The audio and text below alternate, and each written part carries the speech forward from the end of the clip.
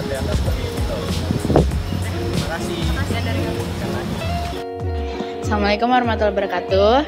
Jadi saya Valesia dari dan sekarang kelompok saya sudah ada di Museum Bank Indonesia. Nah, hari ini saya akan menjelaskan tentang apa saja yang ada di dalam Museum Bank Indonesia. Seperti di belakang ini adalah 12 ruangan kasir untuk transaksi yang sudah digunakan dari zaman Bank Deja Fasce. Itu dipergunakan dari tahun 1953 sampai 1975. Nah, ini ruangannya kayak tertutup gitu karena cuma boleh dipakai untuk orang yang melakukan transaksi dan juga si kasirnya tersebut. Jadi biasa untuk melakukan tarik tunai atau setor tunai begitu. Nah, jadi seperti di belakang saya ini adalah piagam peresmian Museum Bank Indonesia yang ditandatangani oleh Presiden ke-6 Republik Indonesia, yaitu Bapak Haji Susilo Bambang Yudhoyono, yang diresmikan pada tanggal 21 Juli tahun 2009 di Jakarta.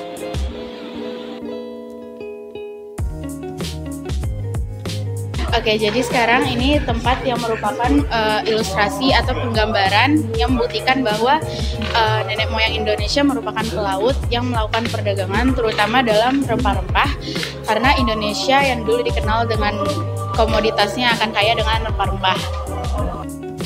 Nah, berikut ini setelah dicantumkan juga tokoh-tokoh pelaut yang berhasil melaksanakan ekspedisi sampai Nusantara, yang akhirnya membuat Nusantara atau Indonesia dikenal dengan bangsa yang kaya akan rempah-rempah.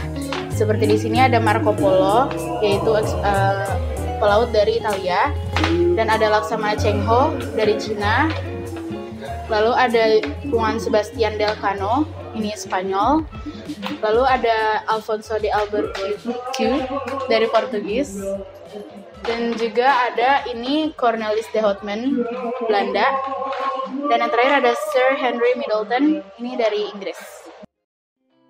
Nah, di belakang saya ini merupakan ilustrasi cara bertransaksi pada zaman Bank Indonesia, masih merupakan bernama Bataviasche Bank van Lening berdasarkan resolusi tanggal 20 Agustus 1746.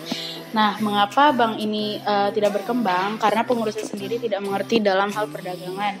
Sedangkan saingan mereka itu adalah VOC. Nah, yang di sini merupakan urutan periode bagaimana terbentuknya Deja Fasce Bank menjadi Bank Sentral Indonesia. Dimulai dari ada pada masa Hindia Belanda. Lalu di sini ada dijelaskan pada masa kependudukan Jepang bagaimana bank itu tersebut.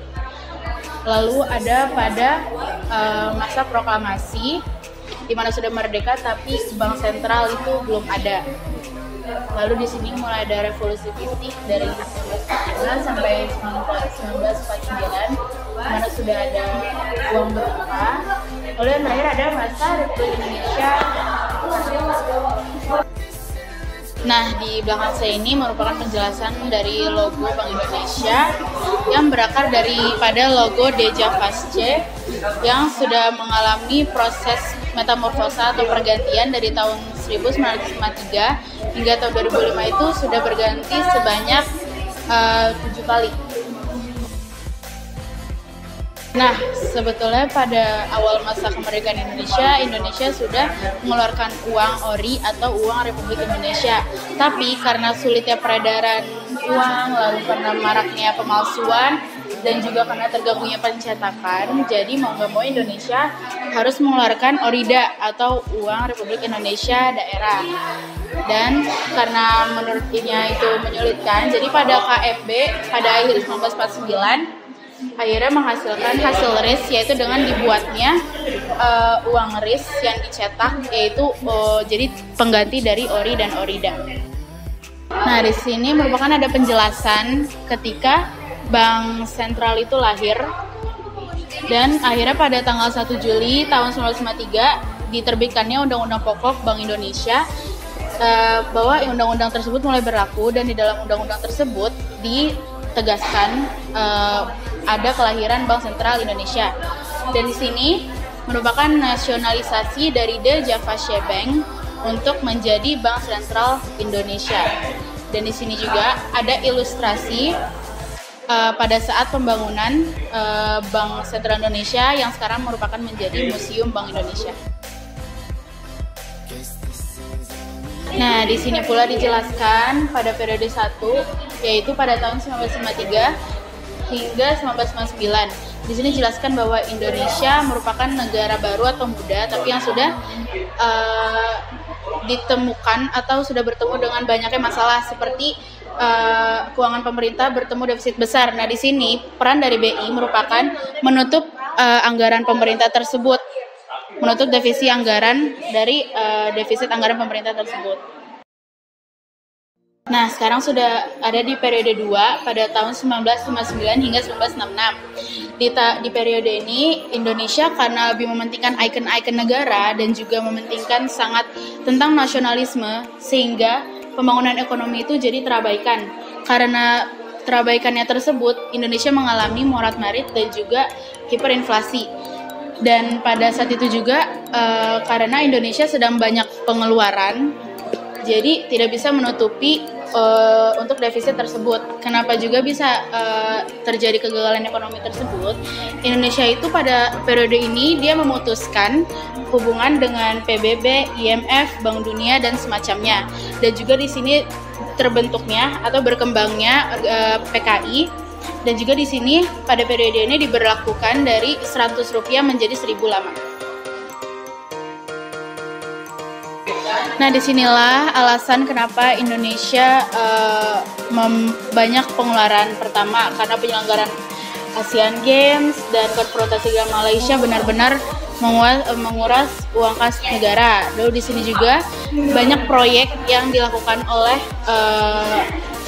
Soekarno atau bangsa Indonesia seperti Hotel Indonesia, Stadion Gelora Bung Karno, terus The New Emerging Forces dan lain-lain.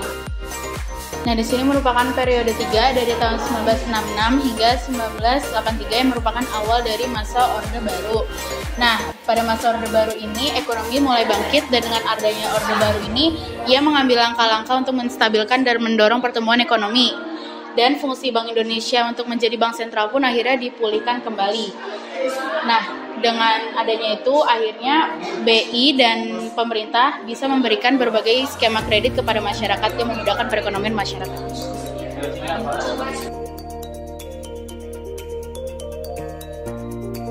Jadi sekarang kita udah ada di periode keempat, itu dari tahun 1983 sampai 1997. Pada periode ini pertumbuhan ekonomi Indonesia tuh sangat meningkat dan sangat meroket. Tapi karena tidak berhati-hati, akhirnya upaya-upaya koreksi masyarakat yang menuntut keterbukaan selalu dianggap sangat pembangkangan. Dan pada periode ini juga Gubernur BI itu diangkat setara dengan menteri. Tapi karena posisinya ia yang tidak independen atau tidak berdiri sendiri, ini mengakibatkan menyulitkan BI dalam menjalankan fungsinya sebagai bank sentral. Ya, jadi ini merupakan periode 5 dari tahun 1997 sampai 1998 yang merupakan masa reformasi. Dan pada masa ini rupiah itu terjun bebas, sangat bebas.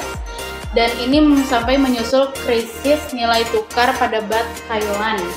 Dan ini kenapa terjun bebas? Itu karena rupiah sempat pada kisaran 2.300 per dolar terjun menjadi 16.500 per dolar pada Juni 1998. Tapi akhirnya pada Desember 1998 atau akhir 1998 rupiah mulai bergerak stabil lagi pada kisaran 7.500 hingga 8.000. Nah, di sini merupakan periode 6 dari tahun 1999 hingga 2004 dan di sini pemerintah sudah mulai membenahkan sistem moneter dan sistem ekonominya dengan dikeluarkannya undang-undang seperti Kedudukan dan Tugas Undang-Undang Bank Indonesia tentang Undang-Undang Nomor 23 Tahun 1999, terus Undang-Undang tentang peran Bank Indonesia. Lalu ada perbenahan arsitektur perbankan Indonesia, ada sistem clearing, dan juga ada undang-undang tentang peran perbankan Indonesia berdasarkan UU Nomor 24 tentang Surat Tentang Negara. Nah, ini merupakan periode terakhir yaitu periode 7 dari tahun 2004 sampai 2011 atau akhir-akhir ini. Nah, di sini mulai memfokuskan peran atau tugas dari BI. Dari mulai amandemen UU BI, penyelenggaraan sistem pembayaran, pengendalian moneter, terus inflation targeting framework, lalu ada penyempurnaan fungsi the lender of the last resort, terus ada mata uang, lalu beralihnya tugas pengawasan bank.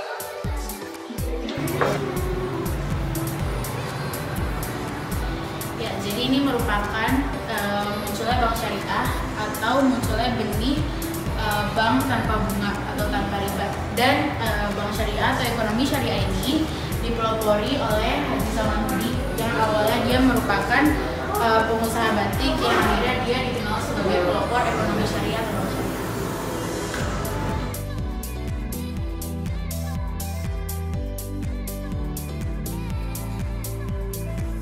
Nah, ketiga ruangan ini atau patung-patung ini merupakan para direksi yang sedang menemui klien dari dalam maupun dari luar negeri dan melakukan sebagai transaksi atau dan sebagai macamnya. Ini ada urutan pimpinan dari The Java Bank.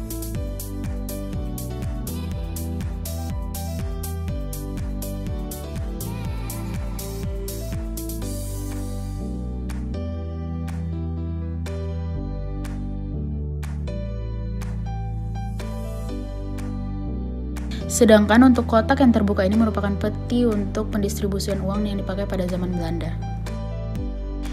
Kalau mesin berikut ini merupakan mesin pencetak uang yang dipakai pada zaman dahulu atau pada zaman Belanda. Nah, kalau ruangan ini ada di bawah dan bentuknya memang sengaja dibikin seperti bunker karena di sini tuh tempat-tempat untuk zona. Jadi dibagi ada zona-zona seperti zona-zona pembuatan, zona-zona pendistribusian hingga akhirnya ada zona pembakaran uang. Jadi itu uang yang tidak terpakai lagi. Lalu kita ini kembali ke atas lagi dan di ruangan ini dijelaskan berurutan dari zaman dahulu alat pertukaran yang akhirnya sekarang menjadi duit.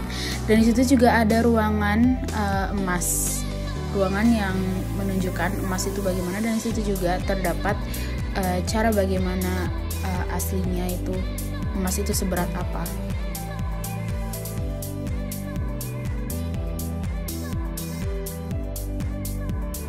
Nah, di sini tuh ada akhirnya ditunjukkan berbagai macam jenis uang, mau dari uang dari negeri sendiri maupun dari uang berbagai macam negara. Di sini ada ditunjukkan dan kita bisa melihat langsung bagaimana uang logamnya dari berbagai negara dan juga uang kertasnya. Terima kasih untuk mengikuti dan sekian laporan kami tentang untuk menjelaskan apa saja yang berada di dalam Museum Bank Indonesia. Jadi kurang lebih mohon maaf.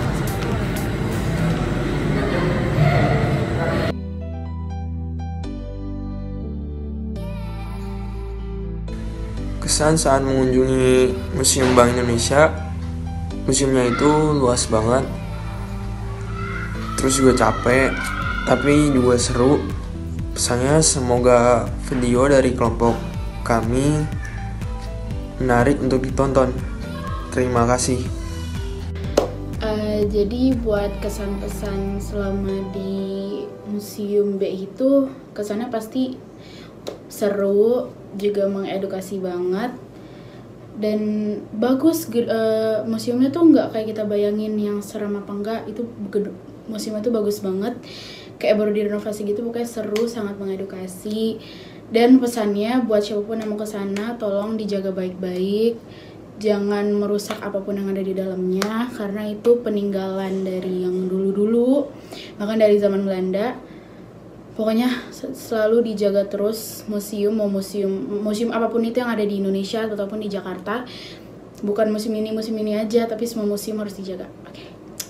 Jadi kesannya itu museumnya itu sejuk, rapi, dan kesannya itu jangan buang sampah sembarangan. Oke. Jadi kesannya itu yang pastinya ya seru banget karena bareng teman-teman juga berangkat ke sananya. Terus nambah pengalaman juga karena emang sebelumnya belum pernah ke Museum Bank Indonesia dan ternyata museumnya emang gede banget. Terus nambah pengetahuan juga, bisa belajar-belajar dari situ sejarahnya apa aja gitu. Terus buat merefresh diri juga kan sambil jalan-jalan gitu. Nah terus pesannya semoga nanti ya banyak-banyakin tugas kayak gini yang kayak kunjungan-kunjungan ke luar gitu. Masa kayak biar belajar tuh nggak hanya di dalam kelas doang, tapi kita juga tahu gitu, bisa kunjung-kunjungin ke berbagai tempat. Itu deh, itu aja. Ya, kasih.